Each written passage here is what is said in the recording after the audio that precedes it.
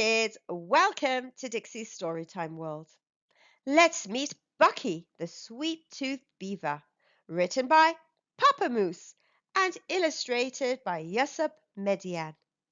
To get your copy of this book and to know more about the author Papa Moose and the illustrator Yusup Mediyan, please check all the links in the description at the bottom of this video. And if you haven't subscribed to my channel, before we start, please click on the subscribe button at the bottom of this video. Let's start reading. On a road through the forest, a truck hit a bump, and the wheels on the back gave a hop and a jump. A large box tumbled out through a crack in the door. Then it bounced down a river and stopped at the shore. A loud thump woke a beaver named Bucky from bed. "What was that? Is there something outside?" Bucky said. So he put on his slippers to go and see what had just made such a noisy splash next to his hut. Bucky found the strange box that fell out of the truck. On one side, the word candy was coated with muck. Then he found a small stick, and he pulled and he pried until all of the treats were released from inside. Bucky dug through the pile and sampled a treat. There was more sugar there than a beaver could eat. His tail twitched. "It's amazing," he said with a grin. He tried more of the treats as he moved them all in. Then he put on his overalls, helmet and shirt, and he headed to work with his oldest friend, Bert. Bucky whizzed past his friend like a powerful breeze, and as Bert watched him work, Bucky cut down 3 trees. Even Stan, their strict boss, was impressed by the streak. He said, "Wow, you're our #1 worker this week." As they took out their lunches of fresh bark and grass, Bucky looked at his food and decided to pass. What he wanted was sweeter and stashed in his home. "Just tonight," Bucky said, "I think I'll eat alone." Bucky snuck to his house. He did not want to share, but a knock on the door meant Bert followed him there. When Bert opened the closet to hang up his hat, he was buried in candy and asked, "What is that?" Bucky said, "It's called candy. Here, Bert, have a bite." Bert said, "No, I should stick to my diet tonight." As they went back to work, Bucky walked very slow. Bucky's tail dragged behind him. He held his head low.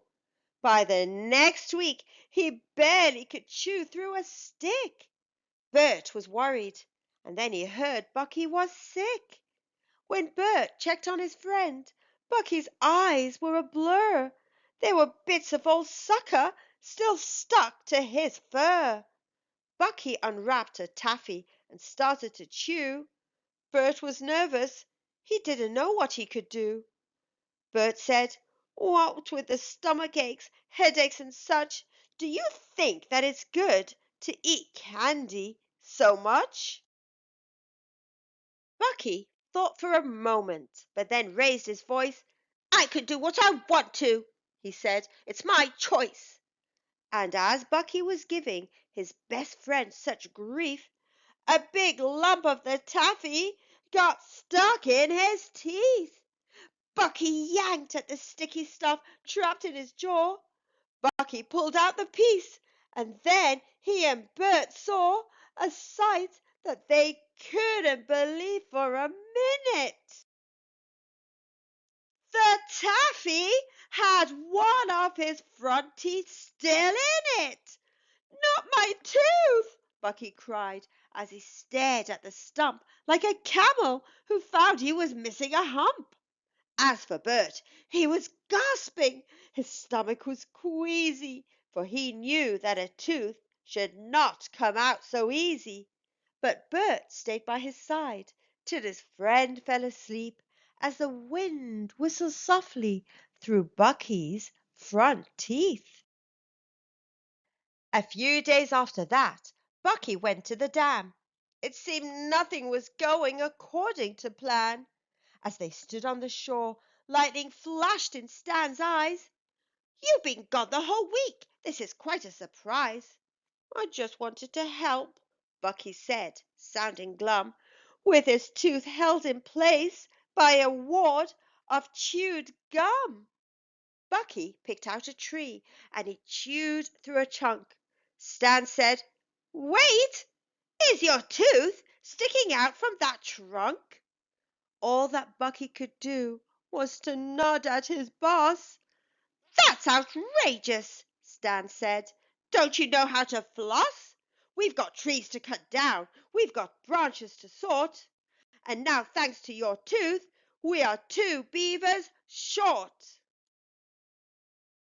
Bucky asked him, "2 beavers? But who else is down?" "Your friend Bert," Stan replied. "The poor guy almost drowned.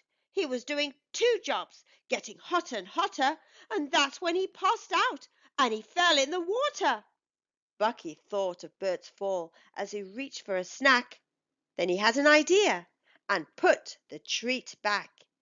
Bucky went to Bert's house and he said, "Hello, Bert. I am sorry to wake you. I heard you were hurt. I am sorry I haven't been treating you right. I am sorry I yelled and I started a fight. You've been nothing but kind to me, and in the end, I'm just thankful I have such a wonderful friend." With a smile, Bert said, "I have something to say." He gave Bucky a hug and he said, "It's okay. I am glad you came by to say sorry to me. Does this mean you've decided to get sugar-free?" "That's right, Bert," Bucky said. "If you're feeling all right, then we're going to kick my bad habit tonight." As the rain fell that evening, the dam had fresh leaks. All the beavers who wiped the rain off their cheeks thought their work might be gone in the blink of an eye, and the riverbed would be left empty and dry. Stan had slipped and was covered in mud to his knees. He looked up and saw sunlight appear through the trees. And then, over the hilltop, through grass, sand, and rocks, he saw Bucky and Bert rolling some kind of box. The strange crate was on top of 2 logs and a plank, and they rolled it straight down to the foot of the bank. Stan said, "Bucky, what's this? Have you brought us your trash?" "Even better," Bert said as he passed out the stash. Bucky climbed to the top of the rickety dam and he started to tell all the workers his plan. "Now, I know this sounds crazy," he said to the crowd, "but the stuff in this box is the answer," he vowed. "If we all work together, work hard, and work fast, then I know we can build a new home that will last." Bucky spotted the hunger in some of their eyes. "And whatever you do, please don't eat the supplies." So the workers used sucker sticks, wrappers and gum, and the chocolate and candy, although they ate some, to plug all of the gaps, every gusher and squirt, till the only one left was by Bucky and Bert. Bucky looked in his paw where his final piece was, and he stared at the treat for a moment, because it had caused so much grief since the crate had been full. Then he used the last candy to fill the last hole. It was quite a moment. No beaver could speak as they watched and they waited for something to leak.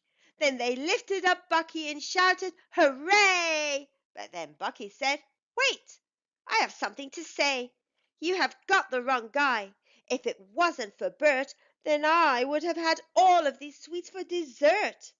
Then they put Bucky down and they gave a big cheer because Bert was their number one worker that year. few years after that, things were peaceful in town. Bert became the new boss after Stan settled down. And the dam? Well, it stood strong without any more scares. It had only required a few small repairs. For the candy they used on that bright rainy day had all slowly turned gooey and melted away. As for Bucky, well, after his sticky adventure, Bucky found a nice dentist who made him a denture, and he taught at a school near the dam every night, where he started a class he called How to Eat Right. He had 2 happy kids and a beautiful wife. He had lost his sweet tooth and had gained a sweet life. Thank you, kids, for listening and learning. And don't forget to brush your teeth. Bye for now.